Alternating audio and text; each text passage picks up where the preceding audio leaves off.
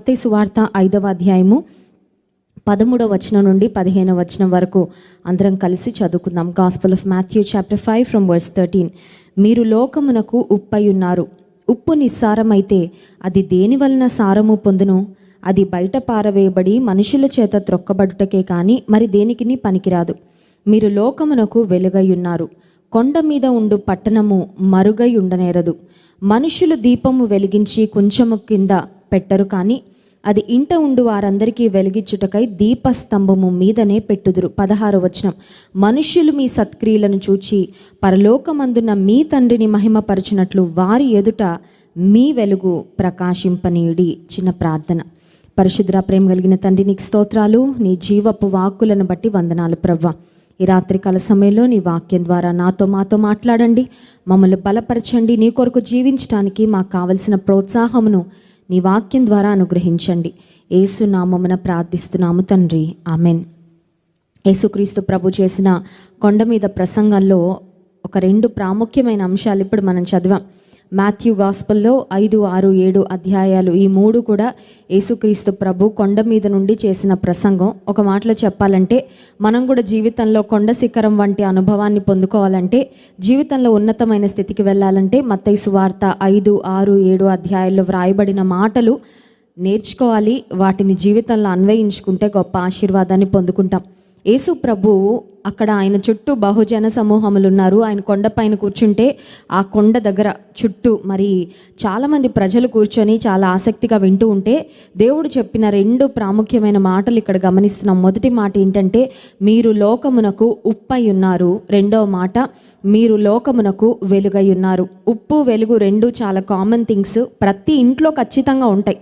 ఆ 2 వస్తువులు, ఉప్పు లేని కిచెన్ ఉండదు, వెలుగు లేని ఇల్లు కూడా ఉండదు. అంటే ఏజెన్సీ ప్రాంతాల్లో లేకపోతే కొండ ప్రాంతాల్లో, మరీ ఒకవేళ ఎలక్ట్రిక్ లైన్స్ వేయలేని పరిస్థితిలో ఉన్న ప్రాంతాల్లో ఒకవేళ దీపాలు కానీ ఎలక్ట్రిక్ బల్బ్స్ కానీ లేకపోవచ్చు, కానీ బట్ అదర్వైజ్ దీపం లేని వెలుగు లేని ఇల్లు అంటూ ఏది ఉండదు. యేసుక్రీస్తు ప్రభువు మనం అనుదిన జీవితాల్లో చాలా కామన్గా చూసే 2 వస్తువులను వాడుతూ తన ప్రజలకు చెప్పిన మాట ఏంటంటే, మీరు కూడా గుర్తుపెట్టుకోండి, ఆ 2 వస్తువుల వలె మీరు కూడా ప్రయోజనకరంగా ఉండాలి అని. ఉప్పు గురించి మనందరికీ తెలుసు.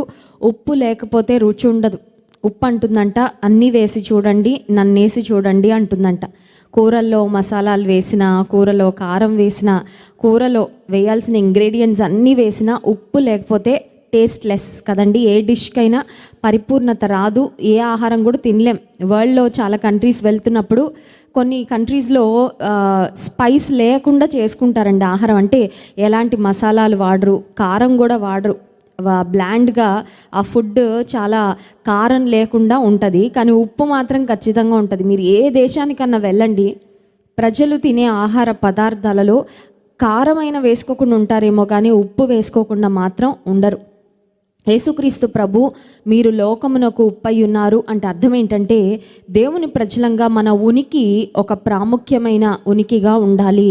Your presence must make a difference in someone's life. ఉప్పు ఏ విధంగా ఒక కుటుంబానికి, ఒక కూరకే అందాన్ని ఇస్తుందో, ఒక కూరకే పరిపూర్ణతనిస్తుందో, ఉప్పు లేకపోతే దాని లోటు, దాని వెలితి ఎలా తెలుస్తుందో, మనం కూడా ఈ లోకంలో బ్రతుకుతున్నప్పుడు ఎవరికి ఉపయోగం లేని వారంగా ఉంటే ఉన్నా ఒకటే, ఉండకపోయినా ఒకటేనండి అన్నట్లుగా కాకుండా, ఈ లోకంలో బ్రతికినంత కాలం ఎంతకాలం బ్రతికాము అన్నది ప్రశ్న కాదు. దేవుడిచ్చిన ఆయుష్ను బట్టి మనం బ్రతుకుతాము. అయితే బ్రతికినంత కాలం ఇతరులకు ప్రయోజనకరంగా, ఇతరులకు ఆశీర్వాదకరంగా మన ఉనికి, మన ప్రెజెన్స్ మరొకరి జీవితంలో ఒక డిఫరెన్స్ను సృష్టించేదిగా మనం బ్రతకగలిగితే నిజంగా ఆశీర్వాదం. యేసయ్య చెప్పిన మాట ఏంటంటే, ఉప్పు నిస్సారమైతే అది దేని వలన సారము పొందును? అది బయట పారవేయబడి మనుషుల చేత త్రొక్కబడుటకి కానీ మరి దేనికిని పనికిరాదు. ఈ లోకంలో దేవుడు మనల్ని ఎందుకు సృజించాడో ఆ ఉద్దేశాన్ని తెలుసుకోకుండా బ్రతికేవారు ఎలాంటి వారంటే, సారం లేని ఉప్పు వలె సారం లేని బ్రతుకులు. సారం లేని ఉప్పు ఒక బస్తాడున్నా కూడా కిచెన్లో పెట్టుకుంటే దానివల్ల ఉపయోగం ఉండదు. ఫైనలీ దాన్ని ట్రాష్లో పడేస్తారు, డస్ట్బిన్లో పడేస్తారు. ఎందుకంటే సారం లేని ఉప్పు ఎందుకండి ఉపయోగం? అది అనవసరంగా స్పేస్ ఆక్యుపై చేస్తుంది కిచెన్లో.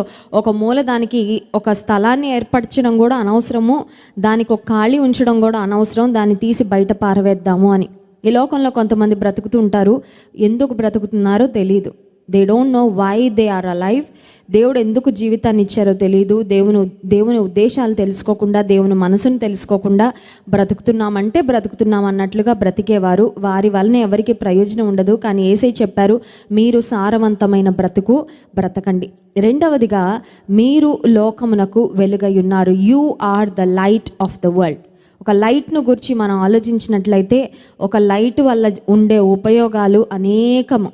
పిల్లల్ని కూడా కొన్నిసార్లు పిల్లలను లైట్ కింద పెడుతూ ఉంటారు. ఫర్ ఎగ్జాంపుల్, పుట్టిన బిడ్డలకు జాండీస్ వచ్చినప్పుడు వారిని లైట్కు ఎక్స్పోజ్ చేసినప్పుడు ఆ శరీరంలో ఉన్న ఆ బలహీనతలు, ఆ శరీరంలో ఉన్న రుగ్మతంతా పోయి వారికి ఆరోగ్యం ఉంటుంది. చంటి బిడ్డలను కూడా చెప్తూ ఉంటారు, వైటమిన్ డి వారికి అందాలండి. ఉదయకాల సమయంలో ఎండ అప్పుడే కాస్తున్నప్పుడు, లేకపోతే సాయంకాలం సన్సెట్ టైంలో కూడా ఎండకు పిల్లల్ని ఎక్స్పోజ్ చేస్తే చాలా మంచిది.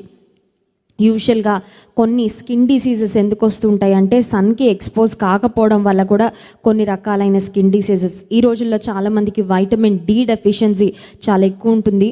కోవిడ్కు వైటమిన్ డి చాలా బాగా పనిచేస్తుందని చాలామంది డాక్టర్స్, చాలామంది పరిశోధకులు కూడా నిర్ధారిస్తున్నారు.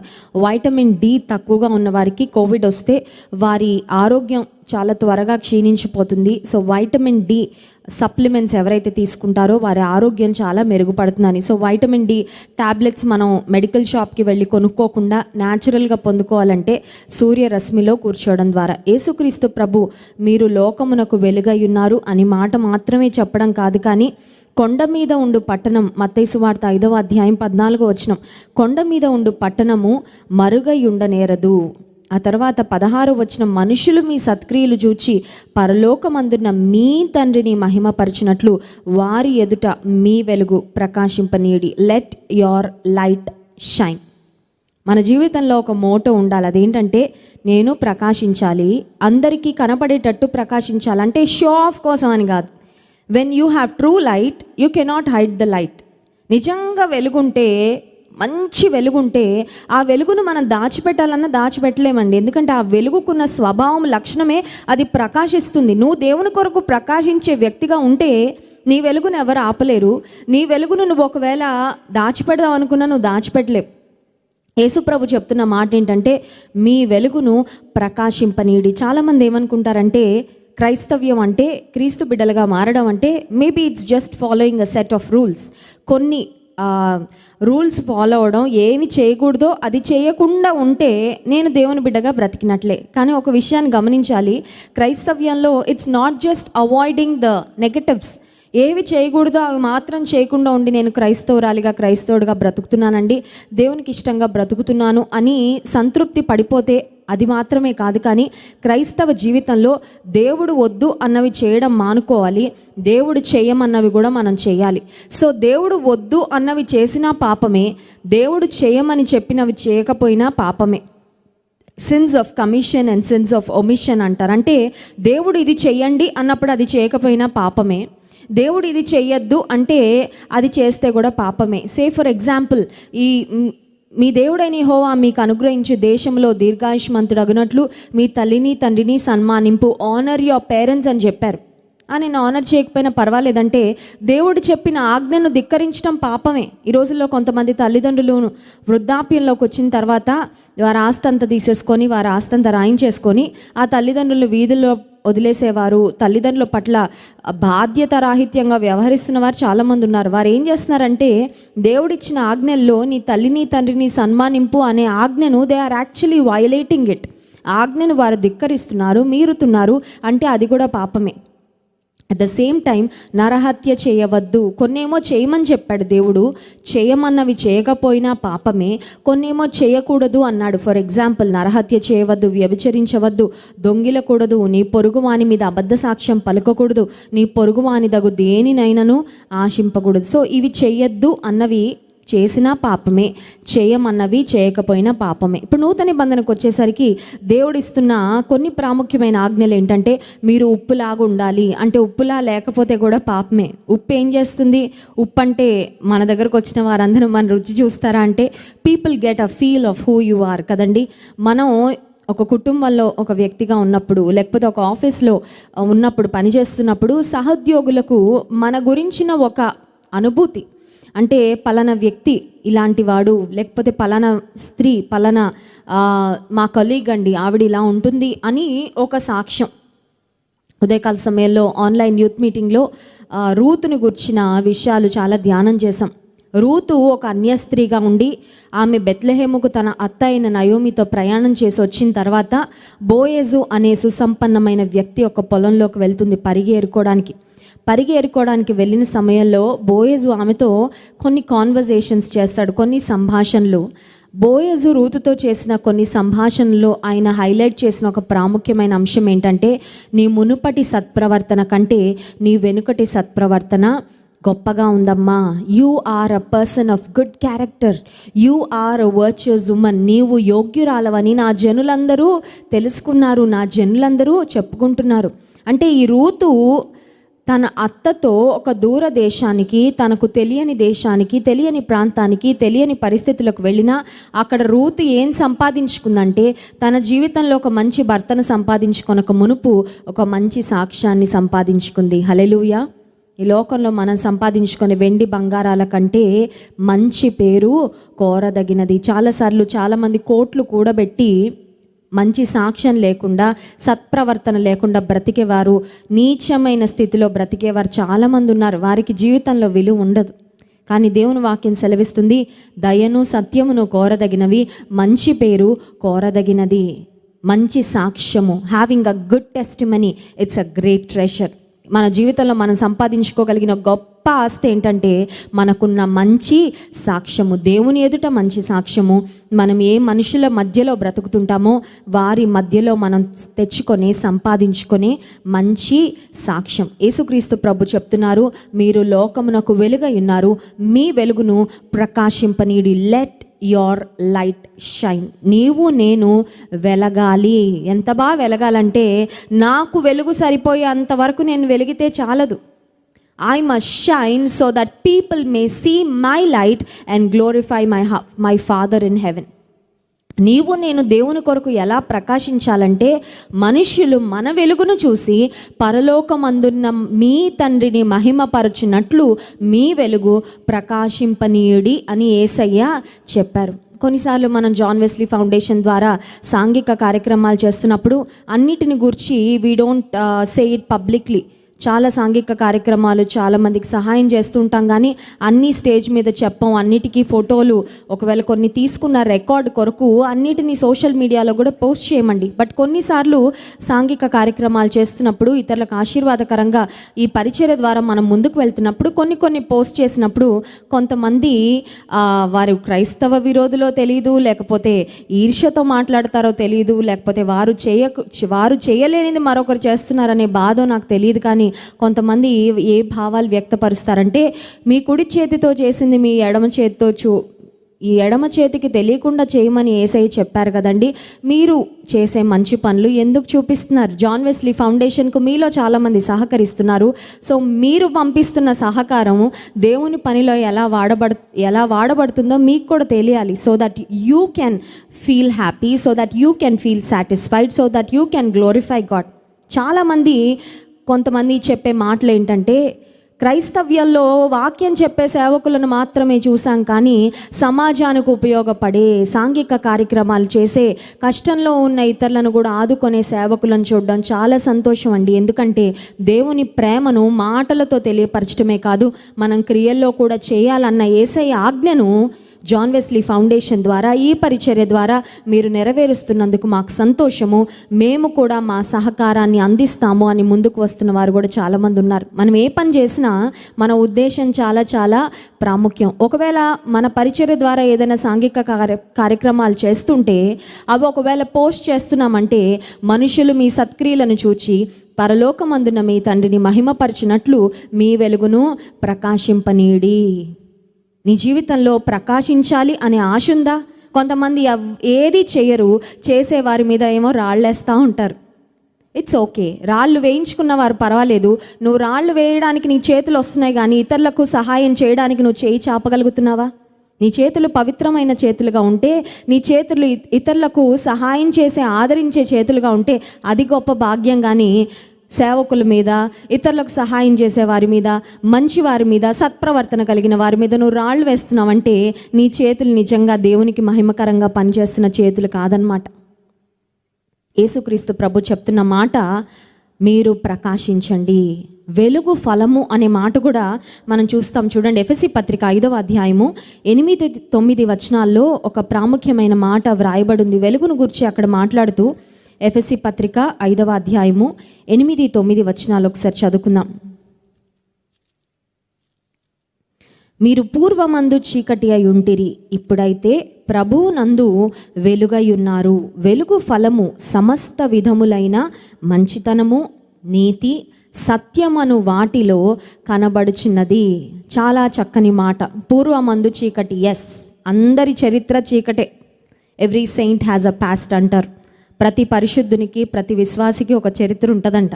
అంటే యేసు ప్రభు దగ్గరకు రాకముందు, బీసీ, బిఫోర్ క్రైస్ట్, యేసు ప్రభు మన జీవితంలోకి రాకముందు మనకు ఒక చరిత్ర.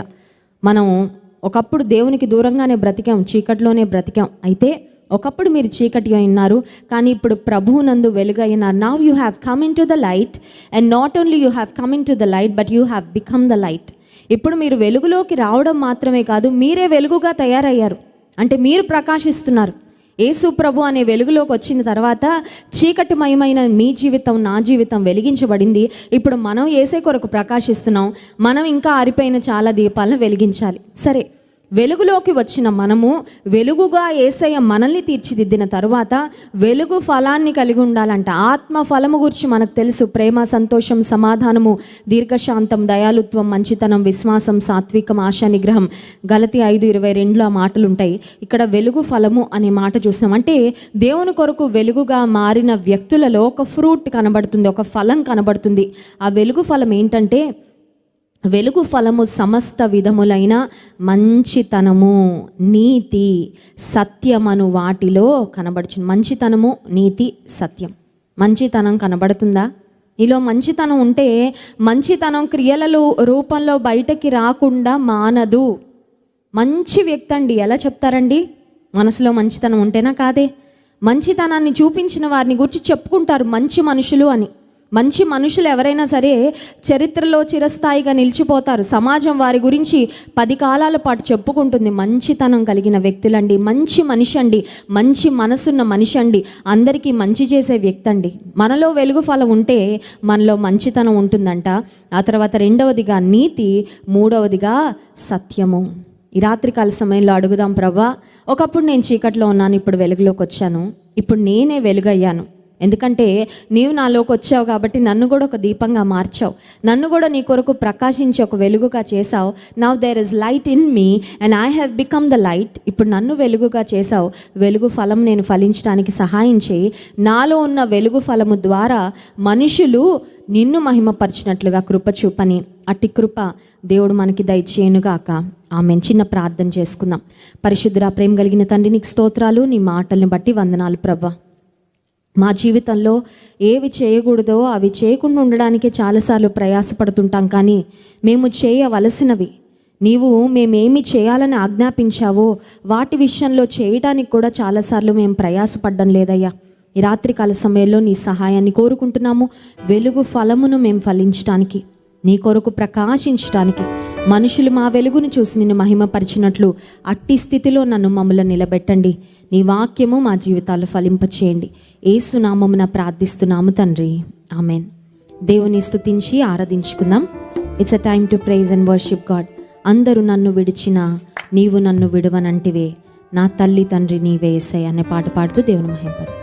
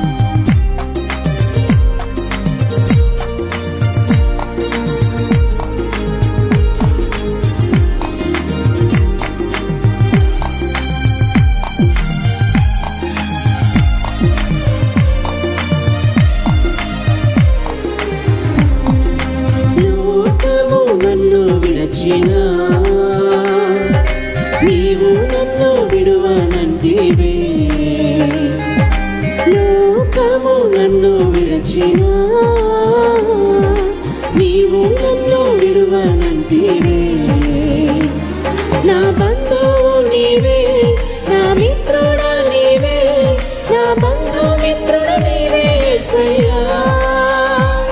నా బంధువు నీవే, నా మిత్రుడ నీవే, నా బంధుమిత్రుడ నీవే యేసయ్యా. అందరూ నన్ను విడిచినా నీవు నన్ను విడువనంటివే. అందరూ నన్ను విడిచినా నీవు నన్ను విడువనంటివే.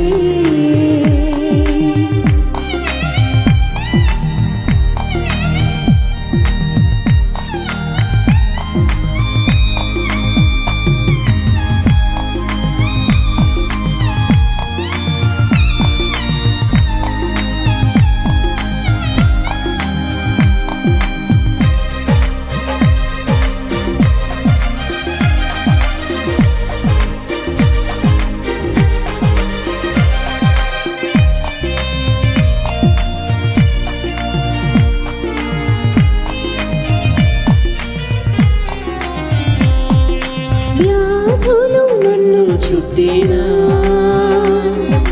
బాధలు నన్ను చుట్టినా, వ్యాధులు నన్ను చుట్టినా, బాధలు నన్ను ముట్టినా, నా కొండయు నీవే, నా కోటయు నీవే, నా కొండ కోట నీవే యేసయ్యా. నా కొండయు నీవే, నా కోటయు నీవే, నా కొండ కోట నీవే యేసయ్యా. అందరూ నన్ను విడిచినా నీవు నన్ను విడువనంటివే. అందరూ నన్ను విడిచినా నీవు నన్ను విడువనంటివే. నా తల్లియు నీవే, నా తండ్రియు నీవే, నా తల్లి తండ్రి నీవే యేసయ్యా. నా తల్లియు నీవే, నా తండ్రియు నీవే, నా తల్లి తండ్రి నీవే యేసయ్యా. హల్లెలూయా. ఈ జీవితంలో ఏ ఖాళీ వచ్చినా ఆ ఖాళీని యేసయ్య పూరించగలడు. ఆమేన్. ఒకవేళ రాత్రికాల సమయంలో నీ భూలోకపు తల్లి నీకు దూరం అయి ఉండొచ్చు. God can fill that void. ఒకవేళ నీ తండ్రి నీకు దూరం అయి ఉండొచ్చు. పరలోకపు తండ్రి ఆ ఖాళీని పూరిస్తాడు నీ జీవితంలో. నీ జీవితంలో ఏ సమస్య వచ్చినా you can run to your heavenly father. నీ పరలోకపు తండ్రి దగ్గరకు నువ్వు పరిగెత్తుకొని వెళ్ళొచ్చు. ఆయన సన్నిధిలో నీకు క్షేమము, భద్రత, ఆదరణ, ప్రేమ దొరుకుతుంది. జుంటె తేనె ధారల కన్నా యేసునామమై మధురం, యేసయ్య సన్నిధినే మరువజాలనే పాట పాడుతూ దేవుని మహింపరు.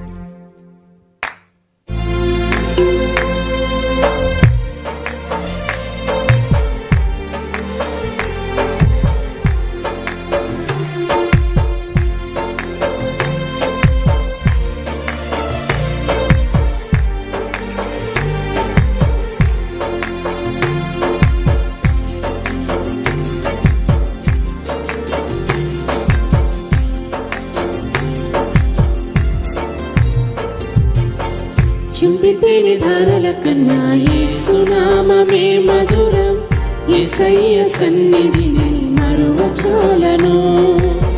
చుంటి తేనె ధారల కన్నా యేసునామమే మధురం, యేసయ్య సన్నిధిని మరువజాలను.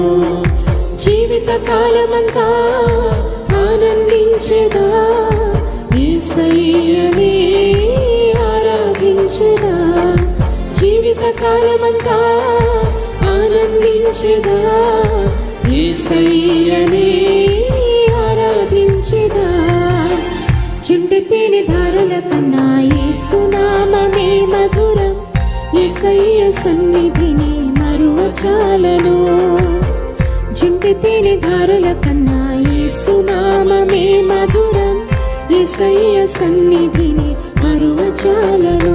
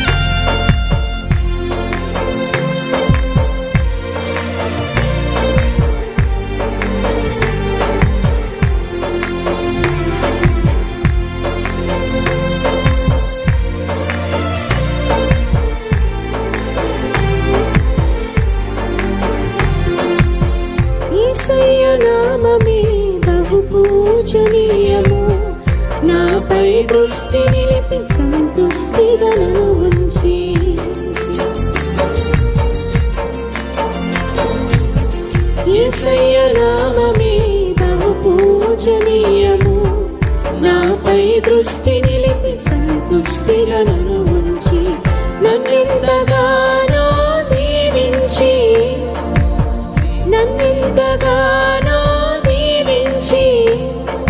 జీవజలపూటలతో ఉజ్జీవింపజేసి చుంటి తేనె ధారల కన్నా యేసు నామమే మధురం. యేసయ్య సన్నిధిని మరువచాలను. చుంటి తేనె ధారల కన్నా యేసు నామమే మధురం. యేసయ్య సన్నిధిని మరువచాలను.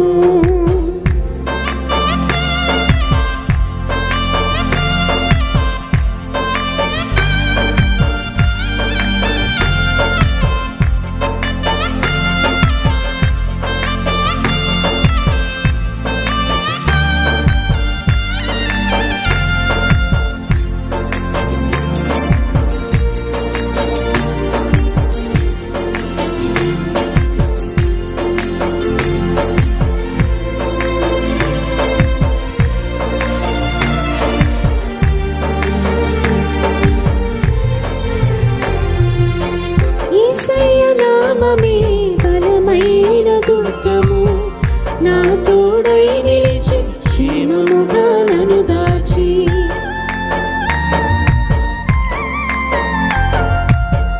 యేసయ్య నామమే బలమైన దుర్గము, నా తోడై నిలిచి క్షేమముగా నన్ను దాచి.